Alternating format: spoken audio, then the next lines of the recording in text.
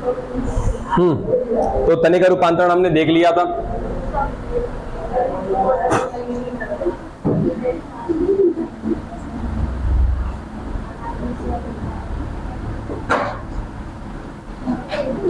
ठीक है, modification of stem ये खत्म हो गया था हमारा। फिर भी जस्ट एक बार जरा सुनिएगा क्या क्या हुआ था तने के रूपांतरण में। कि कहीं ना कहीं तना अपने आप को सहारा देने के लिए रूपांतरित कर रहा था, ठीक है, सहारा के साथ साथ सुरक्षा के लिए रूपांतरित कर रहा था। कुछ ऐसा भी स्थान था जहां पर क्या था, पानी का कमी था, तो वहां पर भी क्या कर रहा था, वो अपने आकार में फूल जा रहा था, ठीक है, और उसमें से पत्तियां गायब हो जा रही थी। फिर देखा था क्या कि कहीं ना कहीं क्या बन रहा था बच्चा, टेंड्रिल्स बन रहे थे। टेंड्रिल्स मतलब कि प्रतान और कंटक भी बन रहे थे, कुछ इस तरीके से देखा था। चलिए अब इसके आगे आती है क्या, हमारी पत्ती या पर्ण। यहां तक में किसी को कोई डाउट है? चलें तो फिर स्टार्ट करते हैं क्या हम लोग, पर्ण, लीफ। अब बताइए पत्ती क्या है? चलिए इसका कार्य क्या है? और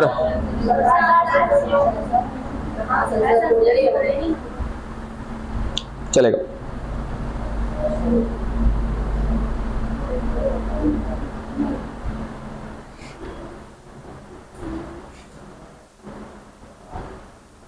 आइए पत्ती की संरचना देखते हैं हम लोग।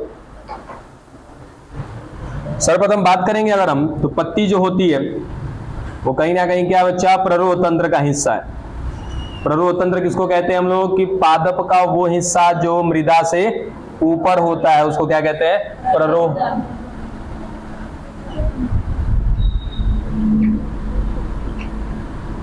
प्ररोह तंत्र, ठीक है। अब प्ररोह तंत्र का एक हमारा हिस्सा है क्या, पत्ती। अब इसमें शाखाएं कैसे बनी है आपको बता रखा है क्या हमने, ठीक है। अब शाखाओं पर आकर के क्या लग जाती है, पत्ती।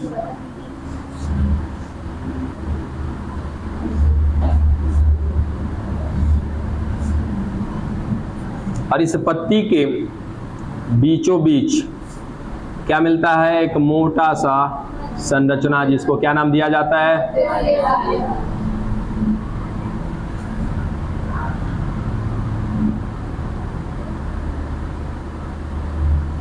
चलिए ये हमारा मध्य सिरा, इंग्लिश में क्या बोलते हैं इसको, मिडरिब, ठीक। अब ये हिस्से को जरा देखिएगा, वो हिस्सा जो क्या होता है कि पत्ती और टहनी या फिर शाखा के बीच में है, ये वाला हिस्सा, इसको क्या कहते हैं हम लोग, पर्णवृंत, पेटियोल कहा जाता है इसको। तो पर्णवृंत क्या है, तो पत्ती और शाखा के बीच में डंठल रूपी संरचना जो पत्ती को किससे जोड़ने का काम कर रही है, शाखा से, वो संरचना क्या कहलाती है, पर्णवृंत। उसके बाद वो हिस्सा पर्णवृंत का जो किससे जुड़ा हुआ है, शाखा से जुड़ा है, इसको कहते हैं बच्चा हम लोग पर्णाधार, लीफ बेस, ठीक है। नाम में ही आ रहा है क्या, पर्णाधार। पर्णाधार का अगर आप संधि विच्छेद करोगे तो क्या आएगा, पर्ण का आधार।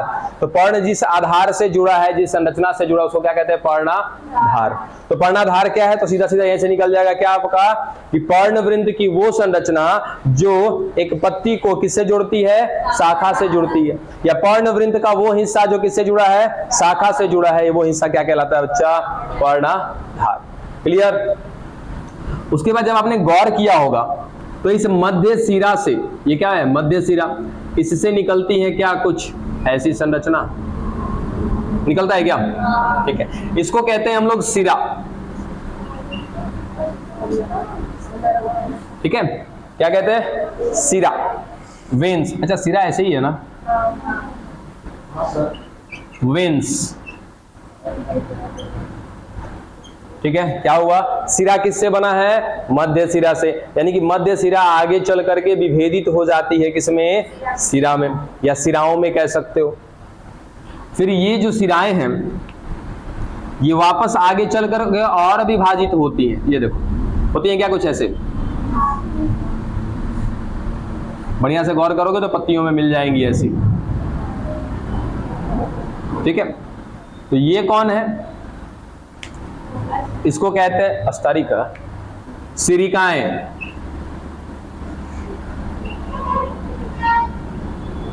वेनिलेट्स,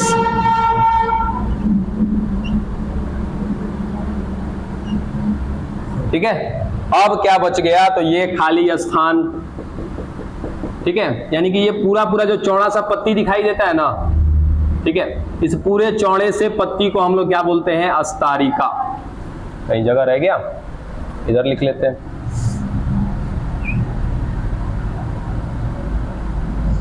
ये पूरा बड़ा वाला जो पत्ती है ये है आपका अस्तारिका, इसको कहते हैं हम लोग लैमिला,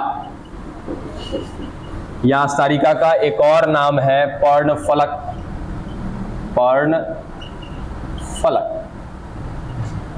ये बच्चा आपका एक कंप्लीट लीफ का स्ट्रक्चर हो गया कि पत्ती के अंदर क्या क्या चीजें मिल रही हैं, ठीक है। नेक्स्ट टर्म में हम लोग देखेंगे पत्ती को ला करके। फिलहाल अभी क्या कि जो आपको हरा सा पत्ती दिखाई देता है पूरा, तो उस हरे से पूरे भाग को क्या कहेंगे, जो चौड़ा होता है उसका नाम है क्या, अस्तारिका, ठीक है। लीफ लैमिला कह लो या केवल पर्ण फलक कह लो या लैमिला कह लो, जो कहना है कहो। तो पहली संरचना क्या मिली हमको, ये जो पूरा चौड़ा सा पत्ती है उस पूरे चौड़े से पत्ती को नाम दे दिया हमने अस्तारिका, ठीक है।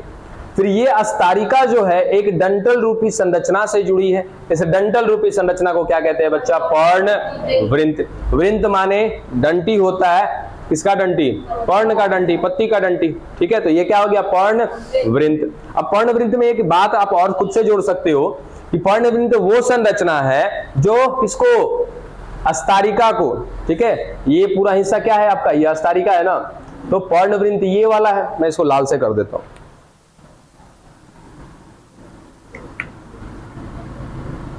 चल ये डंटल कैसी है, इसकी लाल रंग की हो गई, ठीक है। तो ये क्या हो गया आपका पर्ण वृंत। तो पर्ण वृंत में एक पॉइंट हम जोड़ सकते हैं क्या, कि किसी भी पत्ती की अस्तारिका को किससे जोड़ना, किसमें, शाखा पे, या फिर मैंने इस संरचना का भी नाम दिया है पर्णाधार। यानी कि हम कह सकते हैं कि एक पत्ती का जो अस्तारिका है वो पर्णवृंत से जुड़ा हुआ है, और ये पर्णवृंत कहां जाकर के जुड़ता है, पर्णाधार पर, ठीक है। फिर अगला संरचना ये कौन है, पर्णाधार। तो पर्णाधार वो संरचना है जहां पर कौन आके जुड़ता है, पर्णवृंत, जिससे जुड़ी होती है पूरी की पूरी पत्ती। और क्या रह गया, क्या रह गया, हाँ। अब इस पत्ती के अंदर आते हैं तो पत्ती के मध्य में बीचों बीच एक मोटी सी नलिका रूपी संरचना दिखाई देती है। अब नलिका रूपी आपको नहीं समझ में आएगा, लेकिन अंदर से ये कैसी होती है, नलिका के जैसी होती है। तो नलिका रूपी संरचना है, इसको नाम दिया क्या आपने, सिरा, सॉरी मध्य सिरा। इस मध्य सिरा से आगे और नलिकाएं बनती हैं और जाल जैसी संरचना बनती है, जिसको कहते हैं क्या हम लोग, सिरा। इस सिरा से भी और आगे चल के फिर कुछ सिराएं बनती है, जिसको कहते हैं क्या, सिरिकाएं, समझे, वेनिलेट्स। ये पूरी की पूरी आपकी पत्ती। खत्म करोगे इसको, मिटा दें। नाम केवल आपको याद रखना है कि नाम किसका कहां पर क्या है, असल चीज वही है। बाकी कई बार रिपीट होगा, कई बार आएगा ये, ठीक। तो चले आगे।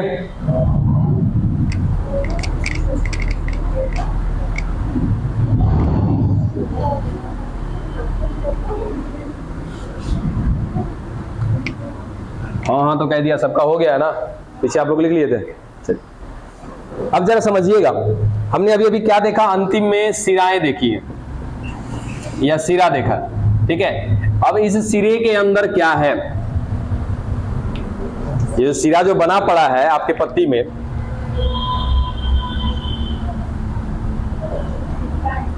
हाँ, उसके बाद लो ये सिरिकाएं भी हो गई, ठीक है। तो इस सिरा में या सिरिका में या फिर इस मध्य सिरा में क्या है, बताइए। चाहे तो इस पत्ती के मध्य सिरा की बात कर लो, या इस मध्य सिरा के विभेदन यानी कि सिरा की बात कर लो, या फिर इस सिरा का विभेदन कौन, सिरिकाएं, इसकी बात कर लो। इन तीनों में से है क्या, क्या है इसके अंदर, याद रखना इन सिराओं में क्या होते हैं बच्चा, संवहन ऊतक, ठीक है, इंग्लिश में कहते हैं इनको वैस्कुलर टिश्यू या वैस्कुलर बंडल। खैर उतना दूर मत जाइए। संवहन ऊतक कहने का मतलब क्या होता है, जाइलम और फ्लोएम, ठीक है। यही पादप में जो दो ऊतक है ना, संवहन माने किसी को ढोने वाला, ठीक है, ऊतक क्या है आपका, तो टिश्यू का, सॉरी टिश्यू कहते हैं इसको इंग्लिश में, कोशिका का समूह है। यानी कि ऐसी कोशिका का समूह पाया जाता है पादपों में, तो क्या करेगा, संवहन। किसका संवहन, तो जाइलम जल का संवहन करेगा और फ्लोएम भोजन का संवहन करेगा, ठीक है ना। तो याद क्या रखना है आपको, इन सिराओं में क्या होते हैं बच्चा, संवहन ऊतक, और संवहन ऊतक के रूप में क्या मिलता है, जाइलम और फ्लोएम मिलता है, ठीक है। लिख लेना इसको भी अपने आप से, खुद से लिख लीजिएगा। इन सिराओं में, या एक नोट लिख लो, मैं खुद बोल देता हूं, लिखिए, पत्तियों की सिराओं में, पत्तियों की सिराओं में संवहन ऊतक अर्थात जाइलम और फ्लोएम पाए जाते हैं। संवहन ऊतक अर्थात जाइलम और फ्लोएम पाए जाते हैं।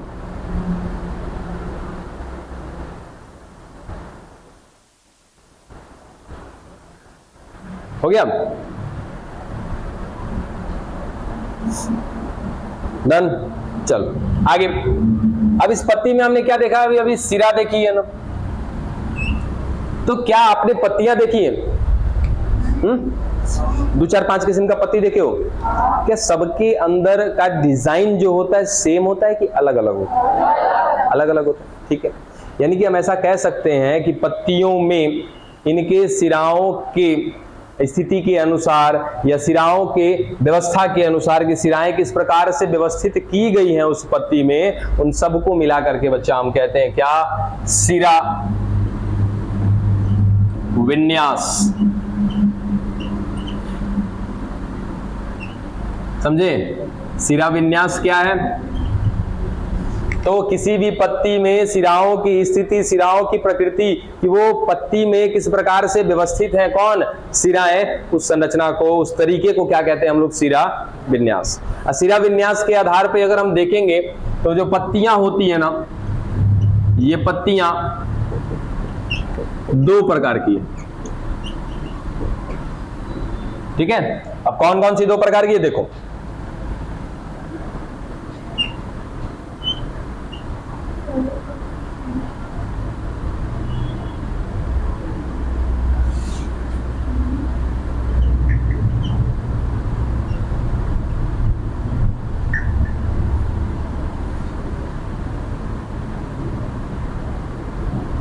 ठीक है।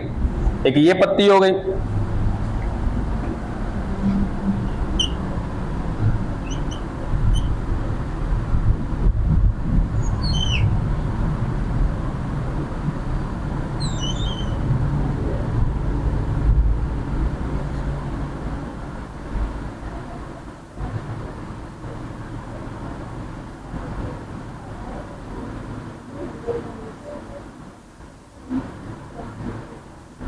देखो का ऐसा पत्ती कहां पे देखे हो, केला का पत्ता देखे हो, होता है ऐसा, ठीक है। तो केला में बढ़िया से ध्यान दीजिएगा, सिरा केवल ऐसा ही होता है, ठीक है। उसमें केवल क्या मिलता है, मध्य सिरा मिलता है, मध्य सिरा से क्या निकला है, सिरा निकला है, उसमें सिरिकाएं नहीं होती, ठीक है ना। यानी कि एक पत्ती ऐसी है जिसमें क्या मिल रहा है, मध्य सिरा, मध्य सिरा से क्या निकला है, सिरा, सिरा से क्या निकला है, सिरिकाएं, ठीक है। तो क्या मैं कह सकता हूं कि जाल जैसा दिख रहा है? ये कैसा जाल है? एक आपने मैथमेटिक्स में पढ़ा होगा, समानांतर, ठीक है। समानांतर का मतलब क्या होता है कि जब 2 को रेखा आपस में सेम दूरी रखती है तो क्या कहते हैं उसको, समानांतर। क्या यहाँ पर आपस में देखो तो दूरी लग रहा है कि नहीं लग रहा है इनके बीच में, ठीक है। तो ये स्थिति क्या कहलाती है कि कैसा है, ये समानांतर है, ठीक है। तो ऐसी संरचना जो जाल बना रही है, कौन सी संरचना जाल बना रही है, जिसकी सिराएं क्या बना रही है, जाल बना रही है, ऐसी पत्ती को कहते हैं बच्चा हम लोग जालिकावत, जालिकावत सिरा विन्यास। पूरा नाम क्या होगा इसका? जालिकावत सिरा विन्यास। दूसरा क्या है? ये कैसा है? समानांतर है तो समानांतर सिरा विन्यास। ये कैसा हो गया? जालिकावत सिरा विन्यास। क्लियर हुआ कि भाई सिरा विन्यास के आधार पे बात करेंगे तो पत्ती क्या है? दो प्रकार की है। सबसे पहला कि जिसमें क्या मिल रहा है? मध्य सिरा। मध्य सिरा से विभाजन हुआ है, क्या बना है? सिरा। फिर सिरा से विभाजन हुआ, क्या बना? सिरिकाएं। जब तीनों मिल रही है तो इसके अंदर क्या बन जा रहा है? जाल बन जा रहा है। इस प्रकार की पत्ती क्या कहलाती है? जालिकावत सिरा विन्यास। ठीक है। अब इसमें क्या दिख रहा है? तो सारे की सारी जो इसकी सिराएं हैं वो कैसी हैं? समानांतर है एक दूसरे के। तो ऐसा सिरा विन्यास क्या कहलाता है? समानांतर सिरा विन्यास। समझे? अब ये मिलता है बच्चा किसमें? द्विबीजपत्री में। और ये मिलता है एक बीजपत्री में। अब नए स्टूडेंट जो भी आए हैं, क्या बच्चा आप द्विबीजपत्री और एक बीजपत्री समझते हैं आप लोग? हाँ, द्विबीजपत्री एक बीजपत्री समझते हो? क्या होता है बच्चा द्विबीजपत्री? बोलिए, द्विबीजपत्री किसको कहते हैं? गड़बड़ है। बाकी लोग समझते हैं ना? आप नहीं समझते। चलिए, बाकी लोग में जैसे सभी लोग समझते हैं, आप बता दो बच्चे, द्विबीजपत्री किसको कहते हैं? ऐसे नहीं कह सकते, एक सिस्टम होता है कहने का। बड़ी जिस बीज के बीज आवरण को हटाने के बाद उसके अंदर बीजपत्र की संख्या कितनी होगी? 2। तो क्या कहेंगे? द्विबीजपत्र। ऐसे कहिए। ठीक है। अब जिन लोगों को नहीं पता ना, सीधा सा एग्जांपल है, चना देखो, चना का छिलका छिलोगे तो अंदर को दाना मिलेगा, तो वो हो गया द्विबीजपत्री। समझे? धान कभी छिले हो? तो धान छिलेगे तो को चावल मिलेगा अंदर, तो वो क्या कहलाएगा? एक बीजपत्री। खत्म हो गया यहीं पे कहानी। गेहूं भी एक बीजपत्री है। अब ये मत दिमाग लगाना कि सर बीचवा में कटल है, खाली उसका पेट कटल है, दोनों साइड से आधा आधा नहीं है वो। ठीक है। मूंग, मसर, अरहर जितना भी है ना, आपके जितने भी दलहन फसल है, दलहन फसल सारे के सारे कैसे होते हैं? द्विबीजपत्री। मूंग देख लो, मसूर देख लो, जितना देखना देख लो। ठीक है। तो सारे के सारे काबली चना हो गया, मटर हो गया, ये सारे के सारे कैसे हैं? द्विबीजपत्री। तो उनका पादप की प्रकृति कैसी है? हाँ, जामुन एक बीजपत्री है। काची में बिया में 2 को रहता है तो द्विबीजपत्री हो जाएगा। इनमें कोई सोचना, हम कभी बिया तोड़ के देखे नहीं है। अगर देखो सीधा सा लॉजिक है, बीज ले लो तो बीज के ऊपर उसका छिलका होता है, जिसको क्या कहते हैं हम लोग? या तो बीज आवरण कहते हैं या तो बीज चोल कहते हैं। ठीक है। तो बीज चोल को उतारिए या बीज आवरण को उसमें से उतारिए, अंदर उसका अगर बीज 2 पार्ट में है तो द्विबीजपत्री, या 1 पार्ट में है तो एक बीजपत्री। ठीक है। तो जितना भी पादप कैसा होगा? द्विबीजपत्री होगा। उसकी पत्तियां कैसी होंगी? इसे जालिकावत संरचना वाली होगी। ठीक है। और जितना भी एक बीजपत्री होगा उन सब का पत्ती कैसा होगा? आपका समानांतर सिरा विन्यास वाला होगा। खत्म। अब सुनो, ये पूरा वाला हिस्सा क्या कहला रहा था? जरा याद करो तो, अस्तारिका। ठीक है। क्या अस्तारिका में कुछ कोशिकाएं मिल रही होंगी? क्या इसमें भी मिल रही होंगी? चारों तरफ कोशिका ही कोशिका पड़ी है। ठीक है। तो पूरी की पूरी अस्तारिका में क्या मिल रही है? कोशिका। हालांकि इन बारे में आपको ज्यादा डिटेल है नहीं, लेकिन फिर भी लिख देते हैं, अगर याद रहेगा तो रख लीजिएगा। इन कोशिकाओं को कहते हैं, चाहे इन कोशिका को कहो या इन कोशिका को, दोनों सेम है। इनको कहते हैं पर्ण मध्योतक। इंग्लिश में कहते हैं इनको मीजोफिल। ठीक है। मीजोफिल हिंदी में भी कह देते हैं। मीजोफिल क्या है? पर्ण मध्योतक क्या है? तो पत्ती में उपस्थित जो एक एक कोशिकाएं हैं उन कोशिकाओं को क्या कहते हैं हम लोग? पर्ण मध्योतक। यही कोशिकाएं क्या करती हैं? प्रकाश संश्लेषण करने में सहायता करती हैं। ठीक है। सोलर प्लेट देखिए, वो सोलर प्लेट क्या करता है? मान लो कि सूर्य की किरण इधर से इधर आ रही है। ठीक है। तो सोलर प्लेट का मुख किधर होगा? मान लो कि ये सोलर प्लेट का ये फ्रंट हिस्सा हो गया, तो सोलर प्लेट का मुख हम किधर रखते हैं? सूर्य की तरफ, ताकि ये क्या करेगा? प्रकाश को अवशोषित करेगा, प्रकाशीय ऊर्जा को बदल देगा किसमें? विद्युत ऊर्जा में। कहीं अगर ऐसे कर दिए तब दोनों काम करेगा? नहीं काम करेगा। ठीक है, तो पत्ती जो होती है ना वो क्या करती है कि सूर्य के प्रकाश को अपने पत्तियों पर यानी कि अपने स्तरिका वाले भाग पर अवशोषित करती है। जैसे जैसे सूर्य का प्रकाश अवशोषित होता जाएगा उसी उष्मा से उनके अंदर खाना बनता चला जाएगा। और खाना बनाने में सहयोग किसका है बच्चा? यहाँ पर पर्णमध्योतक कोशिका, या फिर आप क्या बोल सकते हैं इसको? मीजोफिल। डन। ठीक है, ये क्लियर हुआ? अब तनिक आ जाओ जरा, अनुपर्ण दे रखा है एक संरचना। ठीक है, अनुपर्ण लगभग सभी लोगों को मिल गया है। अनुपर्ण क्या है? तो क्या है अनुपर्ण? तो याद रखना बच्चा कि ये पत्राधार से निकलती है। मिला रहे? पत्राधार से निकलती है, नुकीली सी संरचना है और पत्ती के जैसी ही होती है, छोटी सी पत्ती, उसी को कहते हैं क्या हम लोग? अनुपर्ण। अनु माने क्या होता है? छोटा। ठीक है, तो देखो ये आपकी एक शाखा हो, सॉरी पादप हो गई, उसकी ये शाखा, इस पर क्या लगा है? ये पत्ती। ठीक है, और जहां से ये पत्ती निकली है ना इसको क्या बोलते हैं? पर्णाधार बोलते हैं। यहीं पर क्या निकलती है? नुकीली नुकीली कुछ पत्तियां निकलती है। ठीक है, तो पत्ती के आधार से या फिर क्या कहेंगे हम लोग? पर्णाधार पर छोटी सी नुकीली, छोटी सी नुकीली कांटे जैसी होती है, थोड़ी सी नुकीली पत्तियां होती है। इसी पत्तियों को क्या कहते हैं बच्चा? हम लोग अनुपर्ण कहते हैं। याद रख लीजिएगा इसको। ठीक है, तो अनुपर्ण क्या है? तो पर्णाधार पर या कहीं ना कहीं पत्ती के उस स्थान पर जहां से पत्ती जुड़ी होती है वहां पर छोटी छोटी पत्तियां होती हैं जो कैसी हैं? आपकी छोटी हैं, साथ ही साथ कैसी है? नुकीली है। उन पत्तियों को नाम दिया गया है क्या? अनुपर्ण।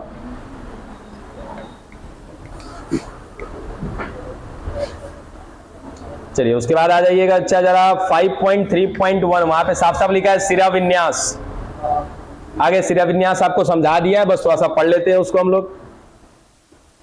पत्ती पर सिरा तथा सिरिकाओं के विन्यास को क्या कहते हैं? सिरा विन्यास कहते हैं। ठीक है ना, यानी कि पत्ती के ऊपर सिरा और सिरिकाएं किस प्रकार से व्यवस्थित हैं उसी व्यवस्था को क्या कहा जाता है? सिरा विन्यास कहा जाता है। जब सिरिकाएं स्तरिका पर एक जाल सा बनाती हैं तब उसे जालिका सिरा विन्यास कहते हैं। देखा था अभी क्या बोला था उसको? जालिकावत या जालिका सिरा विन्यास कहते हैं। यह प्रायः किसमें होता है? द्विबीजपत्री पौधे में मिलता है। क्लियर है ये? अगला, जब सिरिकाएं समांतर होती हैं उसे समानांतर सिरा विन्यास कहते हैं। अगर ये समांतर होंगी तो क्या कहेंगे उसको? अब यहाँ पे सिरिकाएं दे रखा है, हालांकि सिरिकाएं नहीं होती हैं इसमें। ठीक है, तो सिरिकाएं जब समानांतर होती हैं तो उसको क्या कहते हैं? समानांतर सिरा विन्यास। ये प्रायः एक बीजपत्री पौधे में पाया जाता है। खत्म? चलो याद रख लेना। अब इसके बाद आएगा क्या आपका टॉपिक बच्चा? पत्ती के प्रकार। ठीक है, अब पत्ती के प्रकार को ना हम लोग पढ़ेंगे, लेकिन कल। आज एक थोड़ा सा टॉपिक है उसको पढ़ लेते हैं, उसके बाद पढ़ेंगे पत्ती का प्रकार। अब तने वाले में ना एक टॉपिक छूट गया था हमारा। देखो जरा तने में, तने का रूपांतरण वाले पेज में आ जाओ जरा। यहाँ पे तने का रूपांतरण दे रखा है ना, वहां पे आ जाओ। तने का रूपांतरण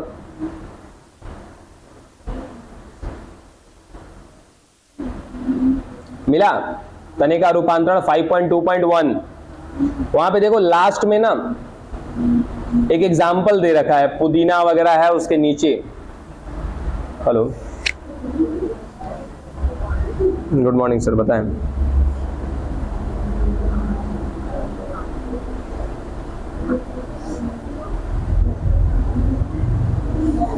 क्या सर? आज नहीं हो पाएगा सर, आज नहीं हो पाएगा, कल हो जाएगा। हेलो,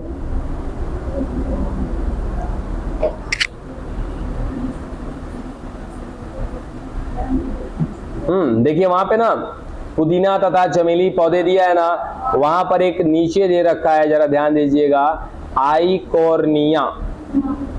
मिला? आइकॉर्निया। ये आइकॉर्निया कौन है?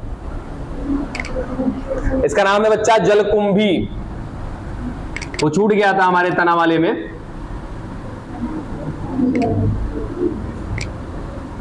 वाटर हाइसिंथ कहते हैं उसको।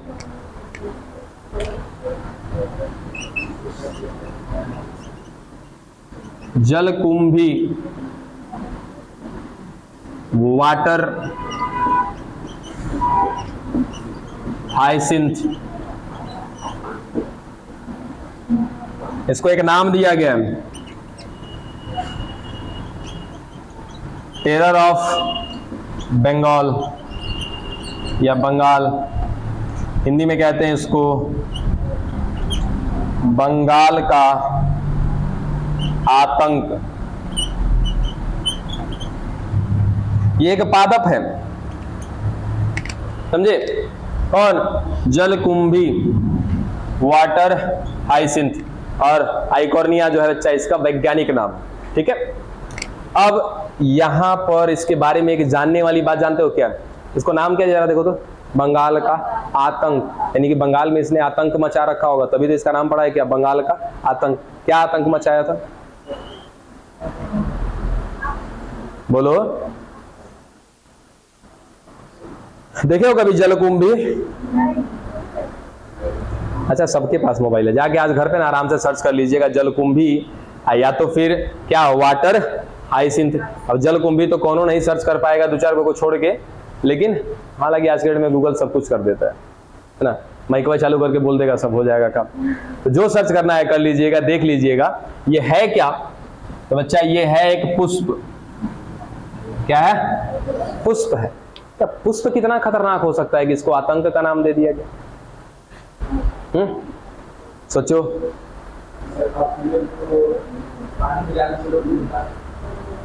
ऑक्सीजन को पानी में जाने से रोक देता है। कहां से जाता है ऑक्सीजन पानी में? वायु से। गुड, चलिए चलो सुनो, होता क्या है, ये बंगाल में ना बहुत ज्यादा मिलता है, ठीक है। अब बंगाल में बहुत ज्यादा मिलता है, कैसे मिलता है? तो बंगाल में कहीं ना कहीं बंगाल की महारानी थी, ठीक है, और वो गई थी घूमने के लिए अमेरिका, बहुत पहले की बात है, गई थी अमेरिका घूमने के लिए। अब वहां पे उन्होंने देख लिया ना कि वहां पे तालाब में लगा हुआ था का जलकुंभी। ये बड़ा मनमोहक होता है, बड़ा खूबसूरत होता है, समझे? तो अब महारानी साहब को क्या हो गया, बड़ा खूबसूरत लगा कि कहीं की ले जाएंगे हम अपने देश में, लेकर आ गई कहाँ? अमेरिका से बंगाल, ला करके डाल दी तालाब में। तालाब में डालने के बाद जानते हो क्या हुआ? इसका तना जो है ना बहुत तेजी से फैलता है, यानी कि ये पानी का सतह हो गया, यहाँ पर एक जलकुंभी डाल दिया, ठीक है, इसका तना तुरंत फैलेगा, फिर जाके आगे एगो नया फूल बनाएगा, फिर जाएगा, फिर फूल, फिर आएगा, फिर फूल, इसकी तनाएं विकसित करते हैं, इसलिए इसको कहाँ दिया गया था? तने के रूपांतरण में पढ़ना था, ठीक है। लेकिन मुख्य बात क्या है, इसको बंगाल का आतंक कहते हैं। कारण क्या होता है कि ये बहुत तेजी से वृद्धि करता है। इतना तेजी से अगर कोई वृद्धि करेगा बच्चा, तो सोचो कि ये है कौन? एक पुष्प है। जैसे कमल पानी में उगता है ना, वैसे ये भी कहाँ है? पानी में होता है, इसलिए इसका नाम क्या है? जलकुंभी, ठीक है। अब पानी में इतना तेजी से वृद्धि कर रहा है, तो भाई साहब कोई यदि वृद्धि करेगा तो क्या उसको ऑक्सीजन की जरूरत पड़ेगी क्या? ठीक है। जल में जो जीव रहते हैं वो ऑक्सीजन कहां से लेते हैं? तो जल में घुलनशील ऑक्सीजन पाया जाता है पहले से, ठीक है। H2O, क्या उसमें ऑक्सीजन आ रहा है ना? तो जल में पहले से घुलनशील ऑक्सीजन उपस्थित है, उसमें जो घुलनशील ऑक्सीजन है वो सारा का सारा ऑक्सीजन अपने तेज वृद्धि में लगा देगा, समझे? यानी कि जितना तेजी से वृद्धि करेगा उतना तेजी से यहाँ का सारा ऑक्सीजन क्या कर देगा? ये खत्म कर देगा। एक समय आएगा कि पूरा के पूरे तालाब में यही भर जाएगा, चारों तरफ यही होगा। अब बहुत कम समय में, इसलिए कि बहुत तेजी से वृद्धि करता है। चलो पूरा का पूरा फैल गया ये तालाब पे, दिक्कत क्या हुआ? क्या तालाब के अंदर भी कुछ जीव मिलते हैं क्या? ठीक है, मिलते हैं जीव। चलो अब ये लोग कहां से ऑक्सीजन लेता है? उसी घुलनशील ऑक्सीजन से। और भाई साहब यहाँ पे ऑक्सीजन की क्या हो गई है? कमी। ये सब क्या हो जाएगा? मरने लगेगा, समझे? इसीलिए इसको क्या कहा जाता है? बंगाल का आतंक। अब बंगाल में बहुत ज्यादा मिलता है कौन? जलकुंभी मिलता है। या फिर आप अभी अपने यहाँ ला करके लगा दोगे तालाब में ना, अगर आप मान लीजिए आपके पास तालाब है तो तालाब में ला करके लगा दिए तो बहुत कुछ ही दिनों में क्या आ जाएगा? पूरा तालाब छेक लेगा कुछ ही समय में, ठीक है। तालाब छेकने से कोई दिक्कत नहीं है, जितना तेजी से फैला है उतना ही तेजी से अंदर का सारा ऑक्सीजन क्या कर लेगा? ये खत्म कर देगा। अंदर नीचे रहने वाला जो भी जीव होगा जलीय ना, सबका सब क्या हो जाएगा? मरने लगेगा। क्यों? क्योंकि वहां पे ऑक्सीजन क्या हो गया? एकदम खत्म, या तो ना के बराबर हो चुका है। ठीक है, याद रखिएगा इसको भी।